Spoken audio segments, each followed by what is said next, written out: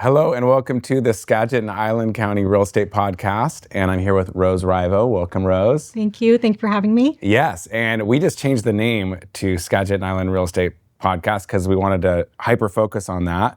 And so you're actually, even though we've had some other episodes with Brokers in the Office, you're the first one under the new title. So Thank you for having me. I know. I'm excited about it. And we are covering today building and flipping homes in Skagit County, and we have you on because you've done a lot. So tell us about how much you've done. Yeah, so over the past 25 years, my husband and I have built quite a few new construction homes on quarter-acre all the way up to 7-acre parcels, and we've done about six homes over that 25 years. You've built and flipped 6 homes Yes. We have, yeah. Okay. Yeah. And some have been, we'll break them all down, but you've built just to flip a spec home. You've moved in, then sold for profit, and then you've built a manufactured home just to sell. We did. So I want to cover all of that. Okay.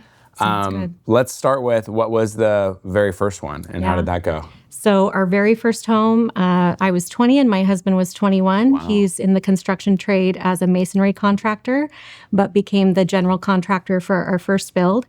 And we bought property— At 20 and 21? At 20 and 21. Wow. We were able to purchase a half-acre lot in Cedar Woolley, and we found a home plan that we loved and that seemed to fit the property really well. And we built our first home, and we lived in it for a couple of years, and that would probably classify as a flip. We knew we weren't going to live in Cedar Woolley forever, so we lived there for about 2 years and sold that home. And actually, the people that we sold it to are still there 20 years later, which is pretty special for us. That is super cool. Yeah. And so from there, did you go right into the next investment? We did. Okay. We did. So we rented for a little bit until we found a piece of property. We were about, I want to say, around 2006, 2007 at this point. And there wasn't a lot of vacant land on the market, or at least that we found appealing. So we did something a little bit unusual. We just thought, well, why can't you find a piece of land that seems appealing and contact the homeowner yourself and see if you can broker some sort of deal there. So that's what we did. We ended up finding vacant land in different areas that we thought we could see ourselves living, and wrote a bunch of letters, old school. Yeah. Sent those letters out, and on a 5-acre parcel out in Bayview, we got a return on that. And the homeowners, this lovely couple, said, yeah, we'd love to sell. The landowners, technically. The landowners. Very, very, yeah. Yeah. And they sent us a letter back and said, we'd love to meet with you and discuss pricing. And we actually purchased that through a title company. Yeah. But purchased that land by just— private sale. Yeah, exactly. Yeah. And just because we were go-getters and we just took advantage of the opportunity ourselves. And then we built a 3,000 square foot home on that piece of land out in Bayview. And yeah, and it was Did you move in first, then resell that too? We did. We moved in. We were fortunate to have our first child, our daughter, Navy, and then I found out I was pregnant with my son. And so we said, well, we want to kind of scale things down a little bit. It was a big piece of property to maintain, our biggest home to that point. And so we decided, let's sell it and just kind of, minimize a little bit of everything while we do this kid thing. Mm-hmm. And so we did end up selling it a couple years later, and then building in Burlington on a smaller lot and a different sized home. So, okay, we're going to get into some of the details here on how all of that works. So when you're looking at land, and now you've done land purchases several times for building, what are some of the things, because when you're searching for land, you see so many things and so many price points, right? So many price points. So what were some of the key attributes you're looking as far as price point versus what was on the lot versus, were looking for the raw land that was as cheap a deal as possible, or land that was more developed, or what were talk to me about the land search. Some of the criteria. Yeah. So it really has varied. We're definitely all about getting a deal. If a piece of land has sat for an extended period of time, we see opportunity there. Sure. To maybe kind of broker a discount for ourselves. And we've built in the city limits on a quarter-acre lot in Burlington, and then we've built on 7+ acres. So the size of the property hasn't mattered to us as much as price point, and just being able to like look at a piece of raw land and see its potential. Some of the property that we have purchased have had setbacks for creeks on either side or wetlands, and we just find a lot of that here in the Pacific Northwest. And so it's about seeing that potential and then working with what you have and just kind of like realizing the vision despite maybe some initial challenges. Timeline wise, when you buy raw land, what's the timeline usually that it took you guys to develop the land before you could then build? Probably like a really recent, or well, not so recent, but our current home is home number 4 that we've built, and we've stayed there the longest. And that piece of property sat on the market for 1.5 years. It was 7 acres, and it was something that continued to have price reductions because initially there was wetlands on part of the property, and then 2 creeks on the north and south border that had setbacks and required an additional geological survey too. So we saw those challenges and just decided, we'll meet those challenges. It's okay because we can come in and negotiate a lesser dollar amount initially. So though there was more time initially in, those additional surveys and just making sure that we knew where we could actually put a home, that time in the beginning maybe was an extra 3 to 4 months, depending on how backed up, the city or county or the surveyors were. But because we were not afraid of kind of seeing those challenges head on, we were able to build a great home on a piece of property that we have stayed at for 12 years because it's been such a beautiful place in Bow to live. And everyone that visits our home always says, my goodness, how did you find this place? Right. But it was a diamond in the rough that sat for 1.5 years and nobody else wanted to touch it. But if you have that vision and you see the opportunity, you see the potential, if you're not afraid of some work at the front end, you can really see your future growth and that potential for growing your equity and just really building a beautiful place. This is so good because I think when people think about investing, they usually think about that distressed house, that fixer house, and they're trying to find that deal. And there's so many people looking for those kind of deals. You're talking about basically finding the deal on the land, raw land, and waiting. And when you see the distress, it's the same thing. It's basically land that has more problems, more issues, sitting on the market longer. And so really getting a profitable opportunity starts with just getting a really good deal on land. And so you're actually going out of your way to look for the land that's sitting on the market longer, that might have more problems, that's going to be more of a headache, and recognizing, okay, we can get a better deal because of that. Exactly. And then that's instantly, if you're willing to kind of overcome some of those hurdles and you're not afraid of the time maybe that it represents for you to check off all of those boxes when it comes to additional surveys or just more time at the city or the county working with those departments, really the potential is up to you how you can grow your equity almost immediately by seeing a property that is a diamond in the rough and then doing something with that, but then sitting there and just patting yourself on the back the whole way because you're able to see that equity once you are, for us, building that home. And then once we, completed all of our financing and the assessor came out and assessed our property, we saw that equity real time represented in all of that hard work on the front end. Totally. So 4 of the homes you built, then you lived in. And then there's 2 of the homes that you bought or you built just to flip. Yep. One of them's a stick-built custom home, and then the other a manufactured home. Yeah. So when you were building, you knew you were going to, so for that 5th one, let's call it the 5th one, where you're building, or 4th or whatever it was, in the stick-built one that you were building just to sell, not to move into, was your approach different as far as how you were building it, picking the finishes, things like that? Or with the other ones, even though you were moving in, you knew you were going to be reselling it, How was the decision making as far as going like, okay, how custom am I going to go versus how much do I want this to be just appealing? Like, what was the thought process going into that? Because I know you were profitable on all of them, so that there had to have been some pretty good judgments made on those things. Yeah. So my husband and I are really like budget conscious, way more him than me, but he's good at like reining in the prices and just making sure that we fall within our budget or fall below the budget. Yeah. So when it came to properties that we knew we weren't going to stay for too long, that it was going to be a flip, we were much more intentional about shopping around and trying to find the best deals, and even looking at like discount warehouses for our flooring and some of the bigger cost items. We definitely would shop those discounts and take the time that it absolutely takes to shop the discounts, because we knew that that wasn't going to be where we stayed. So with the home that we've been in currently in Bow for the last 12 years, we built that one with a little bit more care, because we definitely knew that this was going to be more of a longer haul. Our kids were at young ages. We knew we wanted to see them through the school, their local school.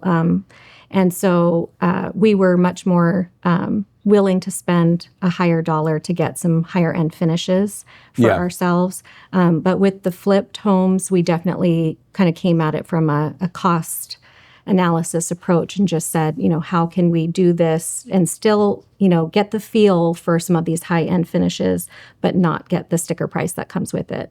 Much more intentional in seeing the value and the discount, with those properties. And really, you did that as a couple, as a team. And he has a trade skill, so he's doing some of the work. He's always done it. He's doing a lot of the work. He's got it. But he's still, you guys are subbing out a lot of the work. Yes. And then what was your role as things progressed? I've been the unofficial design consultant. Yes. And as my husband says, even though I'm, somewhat new to real estate, he says I've been selling him his properties, the properties that we've a large majority of the properties, I've been the girl who has found those, because I've always been interested in what's happening within our community, and who's selling what and what neighborhoods are the sweet spots. And so I've always kind of had my finger on the pulse of what's been happening in Skagit County. And he said I've been selling him real estate for 25 years, essentially. Well, clearly. Yeah. So we've been a good team that way. But at the same time, saying that I'm the unofficial design consultant, I've never been afraid to get in there and get dirty and pull my boots on and do the cleanup for the construction work, and anything that he was doing himself, he would ask for my help on, and I would help him with any different phases of the construction that he was kind of on the pavement with the hammer and the nails. I was right there with him too. So we've been a good team. We've just had the same energy and the same drive for each investment, whether it's represented a personal investment or a flip. And you guys used construction loans generally? We did. Okay, so construction loan, you put the money down on the lot and then let the loan essentially fund the project. Yep. And so built the budget ahead of time. Yep. Went through a feasibility period with the land and kind of built out your plan. Yep. And you typically, would you just like buy a floor plan kind of thing, generally speaking? Yeah, so we would just, generally speaking, I think in the distant past, we used like the plan books. Yeah. And then when everything became, on the internet where you could shop plans online, then we would just pull a plan and then hire an architect to come in and really fully see that plan to that blueprint phase. And for the land too, right? Exactly. Yeah, exactly. Because just because you see a floor plan, it doesn't necessarily going to work perfectly for that lot. That's just it. And that's part of the fun. Our fun has been when you come into a piece of raw land, walking that land, getting a feel for it, seeing it at different times of the day to really figure out what house plan is going to be best suited for this property. Do we build a 2-story? Are there views? Is there westerly exposure or southern, light that's going to come our way? Where do we want to position the home? Do we want to increase the amount of windows, skylights, take advantage of all the natural light? So when you're going about a project like we have, it's taking all of those things into consideration. And then, so we've built very different styled homes too. I would say we're, Pacific Northwest, craftsman, traditional style homes, typically mostly ramblers, but we've built some beautiful two-story homes. And one of our most recent investment homes properties was here in Anacortes, and it was a modern aesthetic with a shed-style roof, metal roof, and that had water views on Oaks on your way to the ferry. And so we wanted to maximize the home's water views. So the second floor of the home was the main square footage. Downstairs was a family room, and but the deck that lets off of that home, you can see the ferry coming and going. Sure. So you're really with that lot, that was only a 7,000 square foot lot. So we knew we had to be really strategic with building a second story or beyond, and then in order to just maximize the home's amenities or the